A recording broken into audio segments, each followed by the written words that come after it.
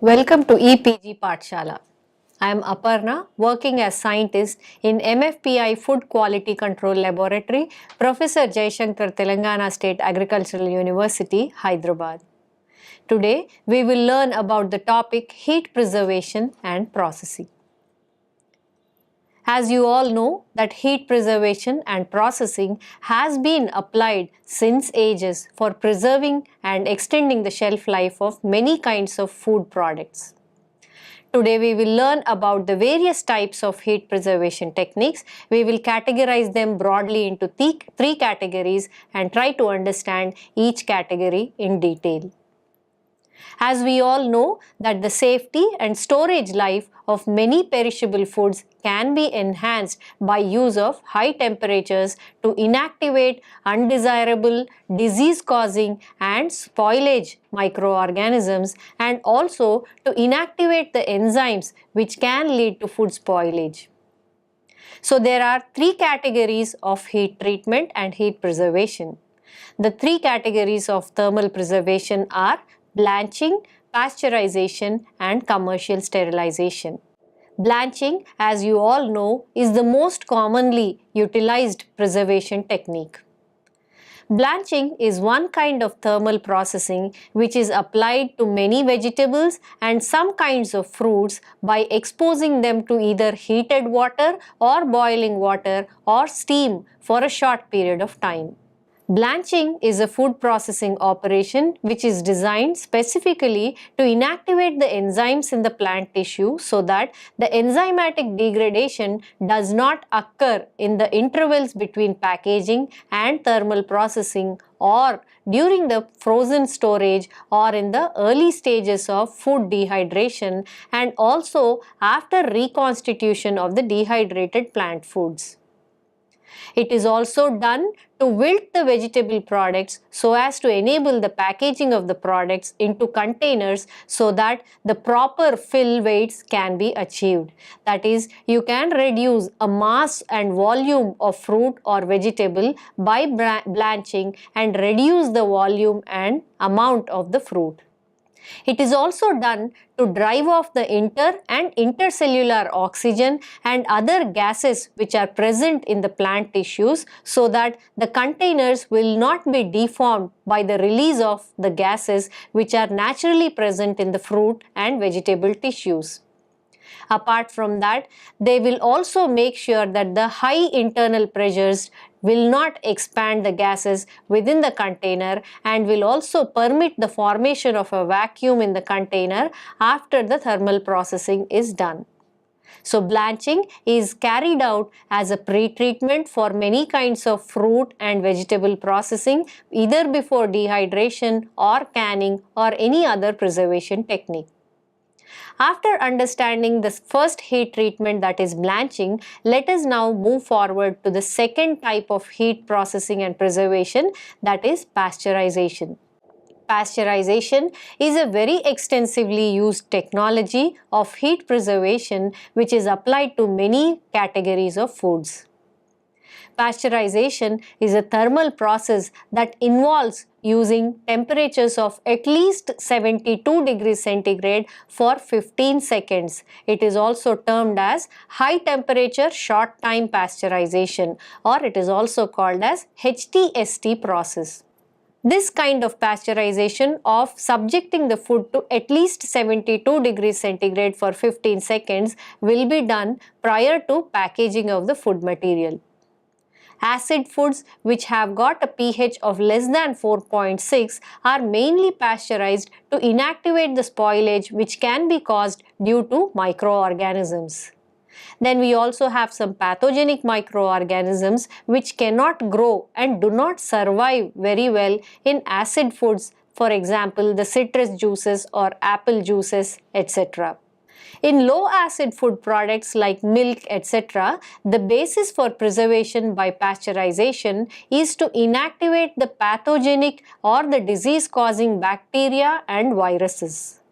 Many spoilage-causing microorganisms can still survive typical pasteurization process conditions. For example, in milk, the proteolytic and lipolytic bacteria are more heat resistant and can survive the entire pasteurization process. This explains why the typical spoilage pattern of pasteurized milk reflects the proteolytic and lipolytic action of the psychrotrophic and spoilage causing bacteria. The proteolytic changes are nothing but protein degradation in the milk or any other matrix. Similarly, lipolytic changes are the lipid degradation and lipid deterioration associated with the lipids present in the food. Now, because the pasteurization does not kill all the psychotrophic spoilage bacteria in the milk, the pasteurized milk always should be refrigerated to maintain the shelf life of the quality. The durable life date on the milk containers, it will reflect the storage life that can be expected when the milk is stored under refrigeration or at temperatures lower than 4 degrees centigrade. Then after pasteurization, we will try to understand commercial sterilization. Commercial sterilization is a preservation method, and the basis for preservation by commercial sterilization is to destroy both the spoilage as well as disease-causing microorganisms in low-acid foods and acid foods also, thus rendering the food to be commercially sterile.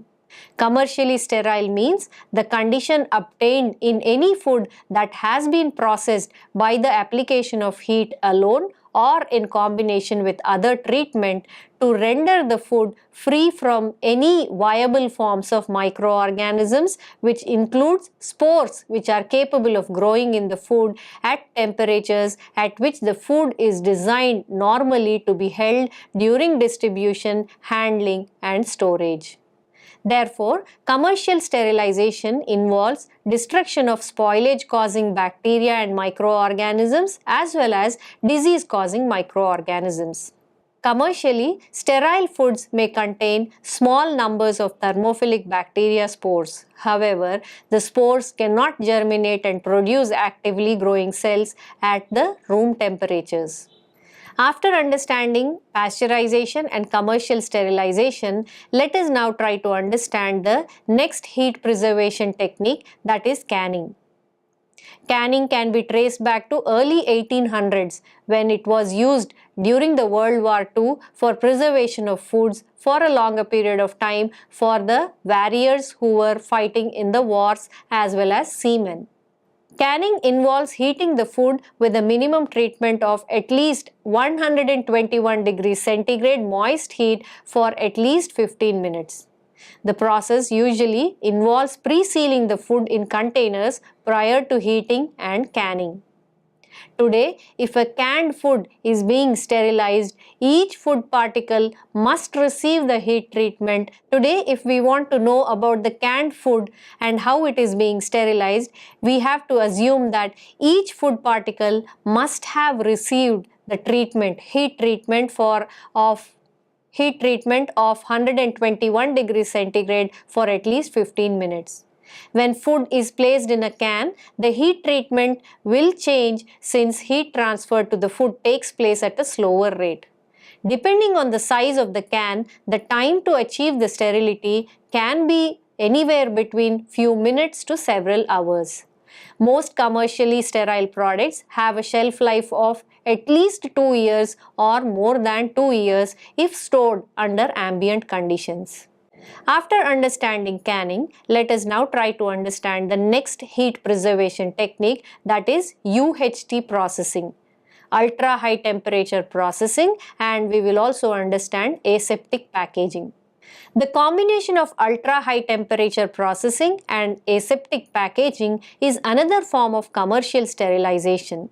It involves the application of ultra-high temperature to the food before packaging and then filling the food into pre-sterilized containers in sterile atmosphere.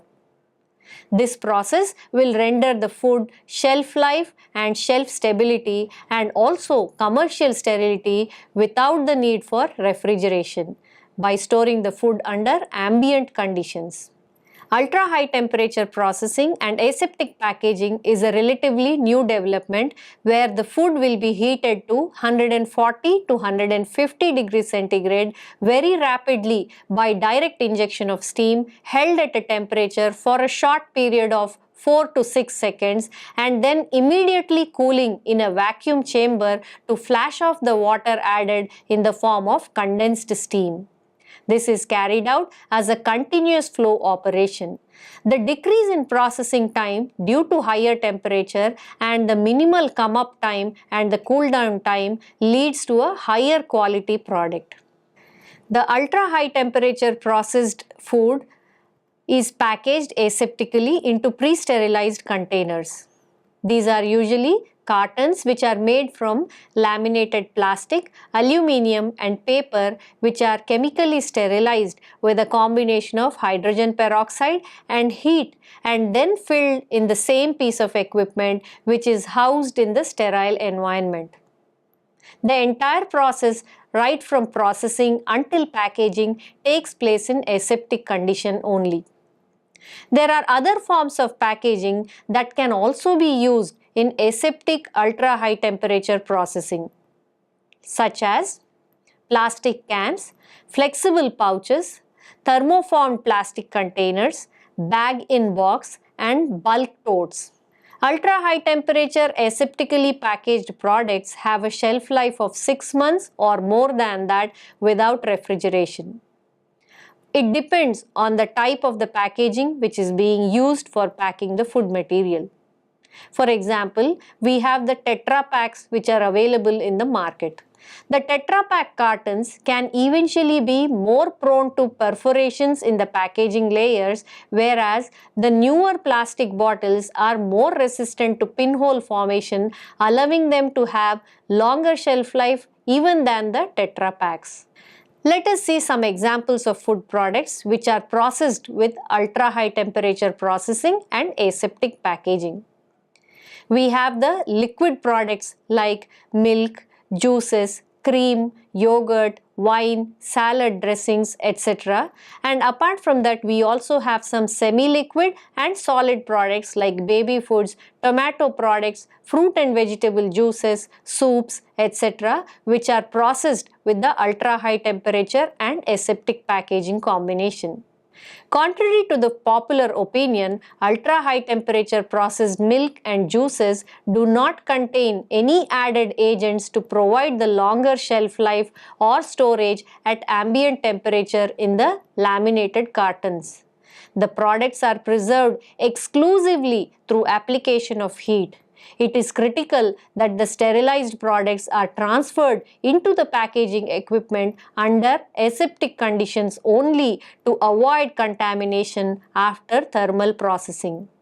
If a product is mentioned that it is UHT treated, it has to be taken into account that the UHT treated products are not aseptically packaged. This gives them the advantage of a longer shelf life at refrigeration temperatures only compared to the conventional pasteurized products. However, this does not produce a shelf-stable product at ambient temperatures due to the possibility of post-processing recontamination, which could be because even if ultra-high treated product is not aseptically packaged, then the post-processing contamination can be quite possible. Now, after understanding the various kinds of heat treatments, we also have to understand how to select the heat treatment for a particular kind of the food. So, let us now try to understand the selection of heat treatments. The intensity of heat treatment employed for a particular food preservation application, it depends upon a number of various factors.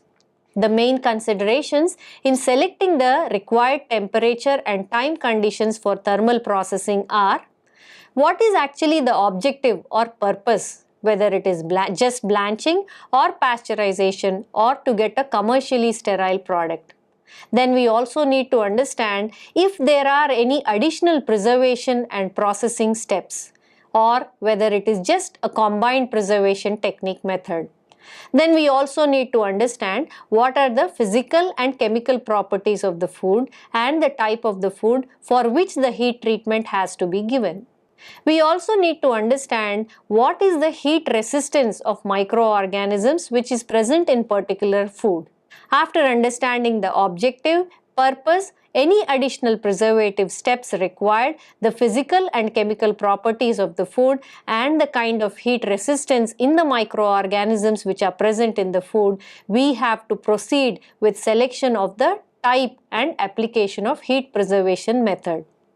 Let us try to understand this by some examples.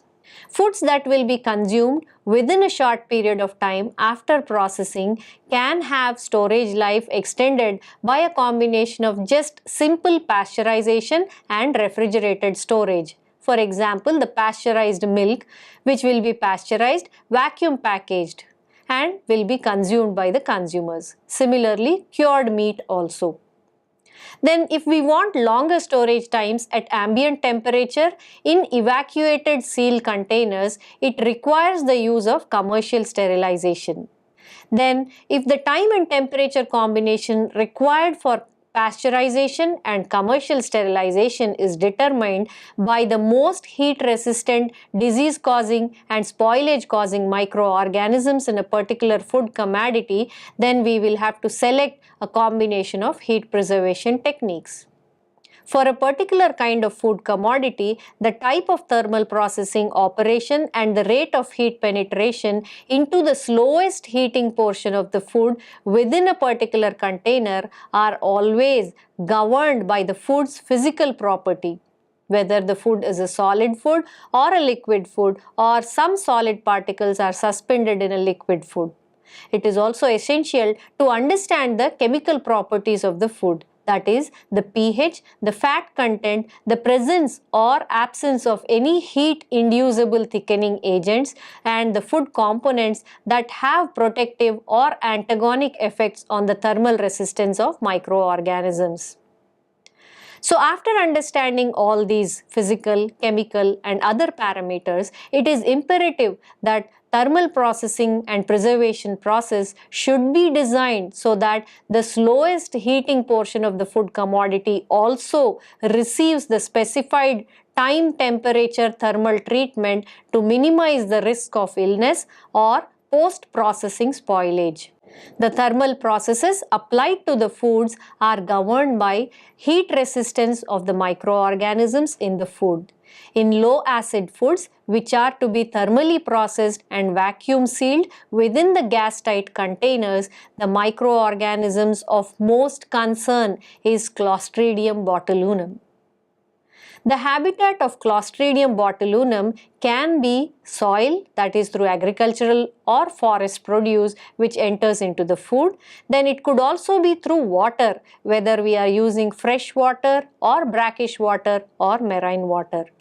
Another source of the Clostridium botulinum contamination could be through the mud, whether it is freshwater mud or saltwater mud. So, the habitat of Clostridium botulinum, which can be from soil or water or mud, has to be taken into consideration. As a consequence, all the foods of agricultural and fisheries origin must be considered as being potentially contaminated with Clostridium botulinum spores. Thermal preservation treatments of low acid foods that are to be packaged and stored under anaerobic conditions must be designed to ensure the destruction of any Clostridium botulinum spores that may be present in the food with the provision of a wide margin of safety. Actively growing vegetative Clostridium botulinum cells produce a very potent neurotoxin. Therefore, it is important to understand the destruction of Clostridium botulinum spores. To determine the thermal resistance of heat-resistant spores in the foods, that is, we have to conduct some inoculated pack studies by using the non-pathogenic spore-forming bacterium. Now let us try to determine the appropriate temperature and time needed to make sure that heat-resistant spores like Clostridium botulinum also are destroyed during the heat processing. For this, we need to understand the thermal death curves. The thermal death curves can be calculated for any kind of microorganism. Let us try to understand what are these thermal death curves. When microorganisms, it can be bacteria such as vegetative cells or spores or molds or viruses and yeast. When these microorganisms are exposed to high temperatures capable of causing death of the organisms, one observes that the population is not killed instantaneously. We generally see that the microbial death during thermal processing follows a logarithmic order.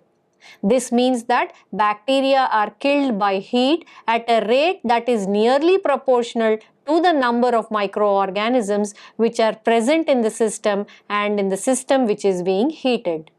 For this, we need to have an understanding of the survivor curve or thermal death rate curve. And the survival curve or the thermal death rate curve depicts the logarithmic order of death of the microorganisms. We have to note the time taken to traverse one logarithmic cycle, which represents the time at a constant temperature which is required to kill 90% of the microbial population. The exposure of microorganisms to a specific temperature for a period of time which is required to kill 90% of the microbial population is defined as the decimal reduction time or D value. While the thermal death curve describes the rate of death of a particular microorganism under a specified set of conditions, a thermal death curve can be constructed from a number of thermal death curves by exposing the microorganisms to a variety of temperatures and by determining the decimal reduction time or the D value at each temperature. The thermal death time curve provides information about the time required to kill a particular microorganism in a particular food at a variety of temperatures. All of the time and temperature combinations along the plotted thermal death time curve represent the same killing power with lower temperatures requiring longer time of exposure. One should also note that at any point above the line, that is, for example, 100 minutes at 100 degrees centigrade will ensure that microorganism is killed, while time temperature combinations that fall below the plotted line, that is 100 minutes at 104 degrees centigrade, represent conditions that will not kill all the microorganisms which are present in the food matrix. The thermal death time curve that vegetative bacteria cells have a much lower heat resistance than the spores. The spores will have a thermal death time curve with a higher temperature and set of conditions. Foods that are a combination of solids and liquid components heat up by a combination of convection and conduction heating. Let us first try to see the conduction heating. The location of cold points in relation to the conduction heating have to be taken into consideration in the geometric center of a cylindrical container. Whereas the convection heating has to take into consideration 1/3 of the way up the center axis, which is measured from the bottom of the cylindrical container. By understanding the conduction and convection heating, we have a different kind of combinations which can be set for heat preservation, which can be applicable for different kinds of food matrices. The cold point of a container of the food must receive the required amount of thermal energy to ensure killing of Clostridium botulinum spores or any other spores or microorganisms that might be present to ensure the sufficient margin, safety and quality of the food material. If a food formulation is changed such that the mechanism of heat transfer is altered from convection heating to conduction heating, and if the processing times are not altered to accommodate the change in mechanism of heat transfer, the food could be under processed and could also pose a potential health hazard with respect to botulinism or any other condition. It is important to note that Clostridium botulinum contamination is not very rampant in India. It has not been observed in any kinds of foods the contamination of Clostridium botulinum. However, problems like E. coli, Salmonella, etc. kind of contaminants are widely prevalent in Indian processed foods. Therefore, it is important to understand the thermal death time curves, etc. for not only Clostridium botulinum, which is not very prevalent in Indian conditions, but it is also important to understand for E. coli and other types of microorganisms where the contamination is high in the Indian foods. So in today's class, we have tried to understand about the various methods of heat processing methods. Under the various methods of heat processing methods, we have tried to understand blanching, pasteurization and sterilization techniques. For more information on this topic, you can refer to any food technology textbooks or textbooks which are related to principles of food preservation. You can also find more information in depth about this topic on heat processing techniques and heat preservation methods which are available. Thank you.